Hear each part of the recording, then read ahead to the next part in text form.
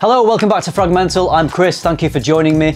Sometimes the best fragrances are those that you can wear any time of year, for any occasion, and every time you reach for it, you know it's gonna smell great. Everyday, casual wear fragrances, daily drivers, whatever you want to call them. I've gathered together 10 of my favourite everyday casual wear fragrances that smell amazing.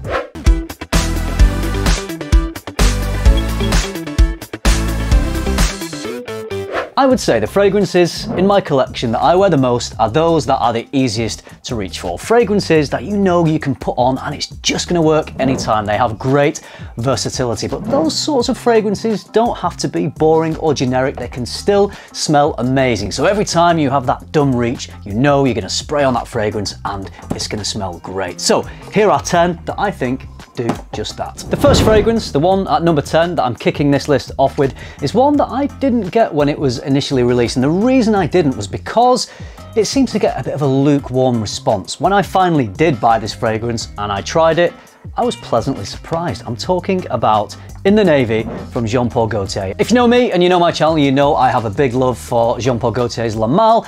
That is a smell that is maybe associated with years gone by, even though I think it is still good. I think In the Navy is a more modern smelling fragrance. This is a watery, woody, aquatic scent. It's not super salty, although it is a little bit. It's a little bit watery, and rather than doing that cop-out thing and relying on a juvenile bubblegum sweet base, because apparently that's what everyone wants to smell, it doesn't do that. It has a solid woody base. I think it smells better than a lot of those bubblegum generic designer fragrances. It's just a really well put together, mass appealing fragrance that I enjoy every time I wear it. At number 9, we've got a budget banger. This one can be picked up, I think, from the perfume shop in the UK for as little as £26.99, and I think that is a good deal for this fragrance. From Banana Republic, it's Grassland, and I think all of their fragrances are at that price point. I think generally the brand gets quite a lot of positivity, so you're not going to go far wrong spending that much money on Banana Republic fragrances. So Grassland, I find, fits into that everyday casual wear,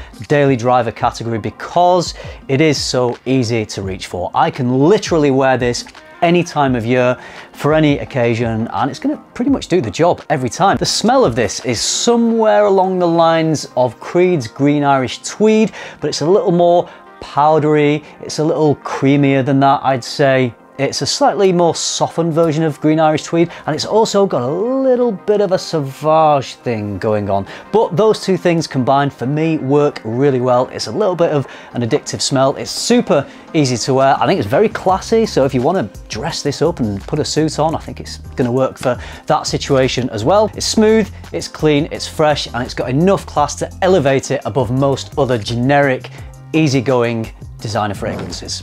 At number 8 is a timeless classic that you'll all have heard of, and I'm sure many of you own. It's Terre.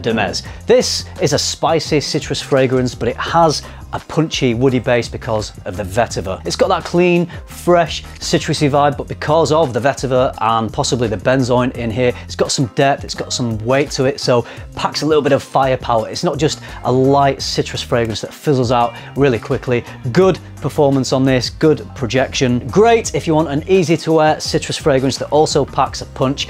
I don't think Terre is going out of fashion anytime soon.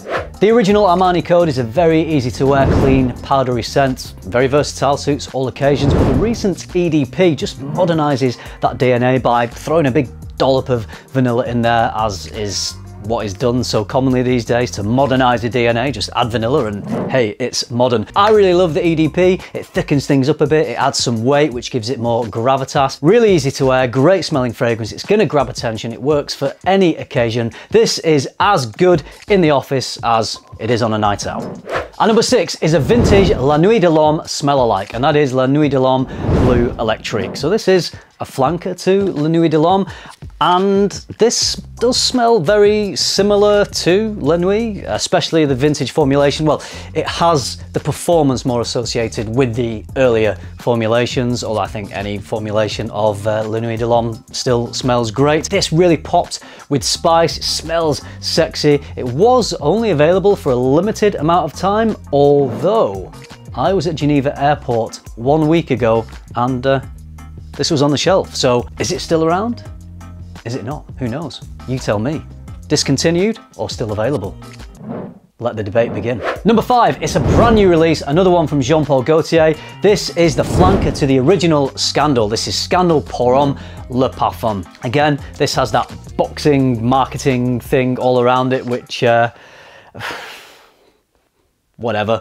But I think this smells better than the original. That was nice. I quite liked the sugary mandarin mixed with the caramel, but I would say that this has less of the sugary candy sweetness and more of a richer, deeper, ambery sort of sweetness, which I like. I think, again, it's got a little more gravitas than the original. It's not quite as juvenile, it's a little bit more grown up, but it's still pretty sweet. It's gonna grab attention. It smells like other things I've smelled like. I couldn't give you a specific fragrance. It's definitely not doing anything radically different, but it's a nice fragrance. It's a new release, and I think it falls into that category of being a safe bet to just pick up and wear whenever you want. And number 4, it's another cheapie from Mont Blanc. This is Individuel. I'm still convinced that they spelt individual wrong, and then they just thought, well, we've got to stick with it now because we've printed it on all the bottles. So Mont Blanc Individuel. This is an awesome smelling fragrance. It's going to cost you about £25 for 75ml. Powdery, fresh laundry mixed with sexy sandalwood. I would say this fragrance is going to be pretty much universally liked by anyone who smells it. Smells great, great value. It is simply rude not to have this in your collection. Go and get it now. For number 3, I'm going with Tom Ford's Grey Vetiver. This is a clean citrus mixed with a slightly dirty, rough-edged vetiver, so the balance works really well. You've got the mainstream, easy-to-wear, mass-appealing, clean citrus mixed with that vetiver, gives it a good amount of attitude. Very classy, wear it whenever you like, very versatile. It's got the quality that you would associate with Tom Ford. Great for a daily driver, but a very high-quality, expensive-smelling kind of drive. And number 2, we're talking Iris. I'm a big fan of Iris, and arguably no brand does Iris better than Dior. Here I have Dior Homme Original, the very definition of a sensual, addictive fragrance that just straddles that line between smelling too sexy and just sexy enough to be appropriate as a daily signature scent. If it means anything to you, women seem to love that metrosexual, lipsticky Iris smell. I do too. Whenever I have that craving for that lipsticky Iris smell, is that just me? Sometimes I get that lipsticky Iris craving. Is it just me, or do you get it too? Sometimes I can just be walking around the house and I can almost smell it, and I feel compelled to want to wear a fragrance that has that really nice lipsticky Iris. Maybe it's just me, but whenever I get that craving, Dior Homme will do it for me. We're at number 1, and I'm frankly a little surprised that this fragrance has found its way to the top spot of my favourite everyday casual wear fragrances. I have found myself reaching for this more and more.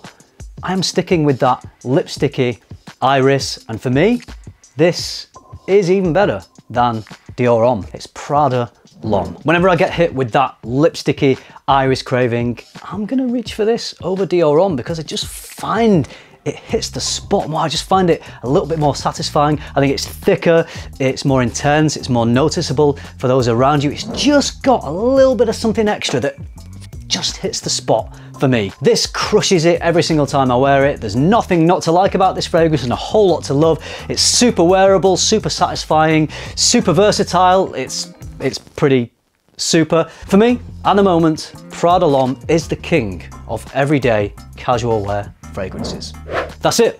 Everyday casual wear, daily drivers, signature scents, whatever you want to call them, they do not have to be boring. They can smell absolutely amazing. And for me, all these fragrances do. I could reach for any of these whenever I want and know I'm gonna smell great. So let me know what you think about these fragrances. Do you agree? Are there any here that you don't think are suitable as everyday fragrances? Let me know in the comments. And if you disagree, put your own down. Let me see what your everyday casual daily driver fragrances are. And if I've not tried them, then I'll try and check them out. That's it.